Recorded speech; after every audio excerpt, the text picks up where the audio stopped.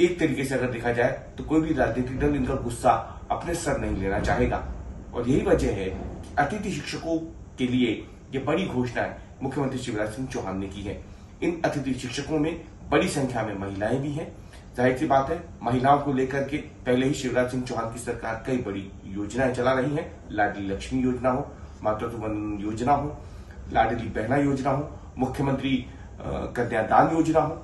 और ऐसे में जब अतिथि शिक्षकों को लेकर के जो घोषणा हुई है उससे ठीक पहले महिलाओं की ही आंगनवाड़ी जो सहायिकाएं हैं उनको लेकर के भी मुख्यमंत्री शिवराज सिंह चौहान ने कई घोषणाएं की थी और ऐसे में माना जा रहा है कि इसका फायदा सरकार को मिल सकता है।